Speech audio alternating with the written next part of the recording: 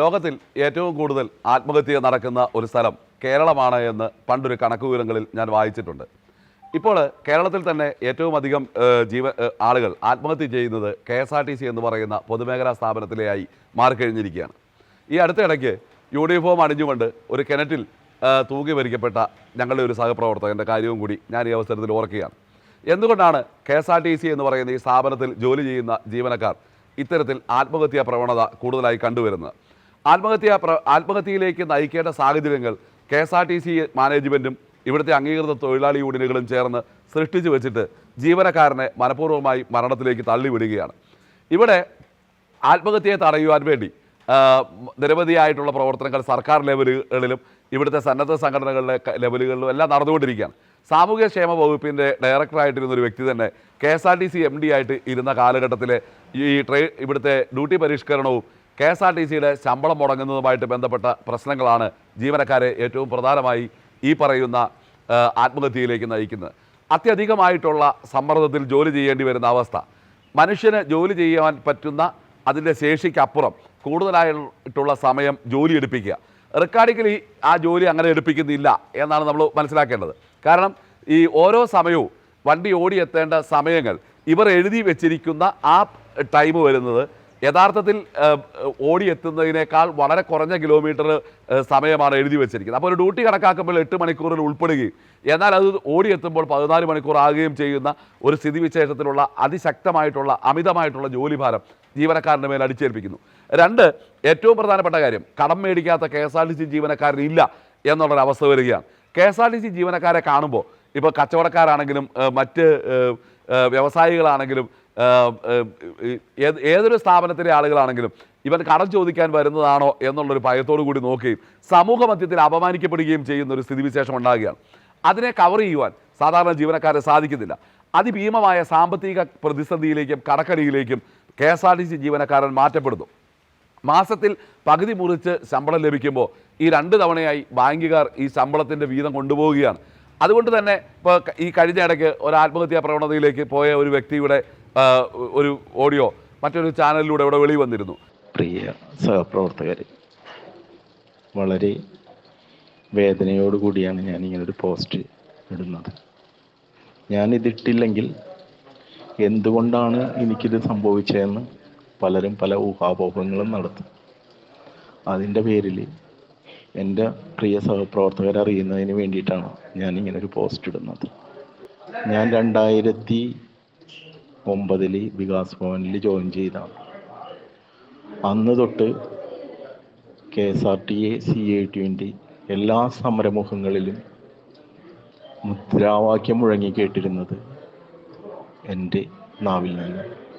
എൻ്റെ അവസ്ഥ വളരെ മോശമായി. ഇനി ഞാൻ ജീവിച്ചിരിക്കണതിൽ അർത്ഥമില്ലെന്ന് എനിക്ക് തോന്നുന്നു. അതിൻ്റെ പേരിൽ പ്രിയ സഹാക്കളെ, ഞാൻ എൻ്റെ ഈ ജീവിതം ഇവിടെ വെച്ച് അവസാനിപ്പിക്കുകയാണ്.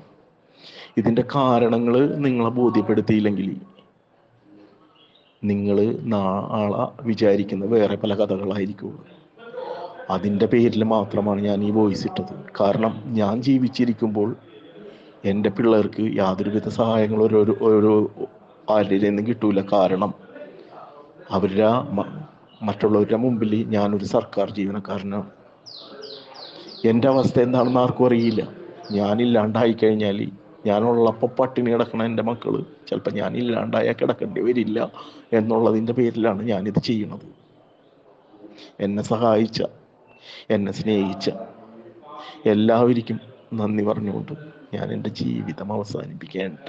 അതായത് ജീവിത സാഹചര്യങ്ങളെ എങ്ങനെ നേരിടണം എന്ന് സാധിക്കാതെ അമിതമായ ജോലി ചെയ്യുകയും മാനസിക സമ്മർദ്ദവും അതിലുപരിയായി KSRTCയുടെ മിഡിൽ മാനേജ്മെൻറ്റിൻ്റെ ഭീഷണിയും ഭീകരതയും അതിശക്തമായിട്ടുള്ള നിലനിൽക്കുന്നൊരു സ്ഥാപനമാണിത്.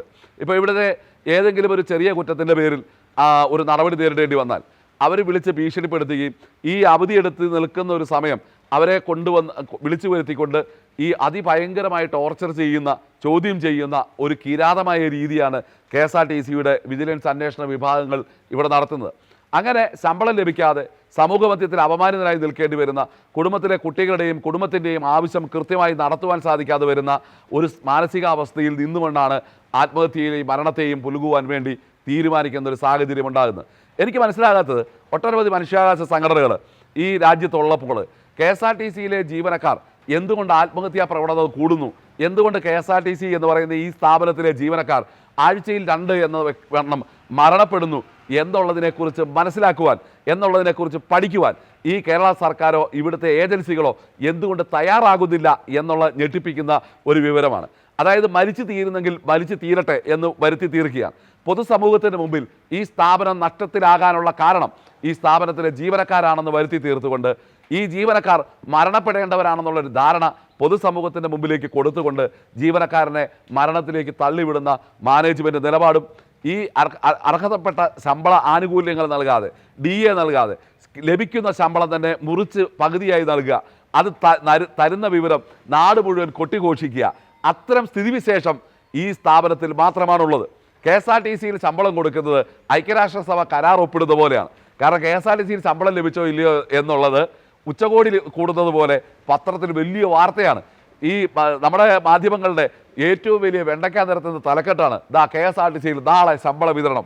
അങ്ങനെ അപമാനിതരായി ജീവിക്കപ്പെടേണ്ടി വരുന്നൊരു ജനസമൂഹത്തിൻ്റെ അവസാന ആശ്രയമായി മരണം മാറുമ്പോൾ മരണത്തിലേക്ക് തള്ളിവിട്ടുകൊണ്ട് KSRTC മാനേജ്മെൻറ്റും ഇവിടുത്തെ ഭരണകൂടവും ഓരോ KSRTC ജീവനക്കാരുടെ മരണത്തിലും ഉല്ലസിക്കുന്ന ആർത്തട്ടഹസിക്കുന്ന ഈ ചുടലപ്പറമ്പിലെ പിശാചുക്കളായി മാറുന്നു എന്നുള്ളതാണ് വാസ്തവം.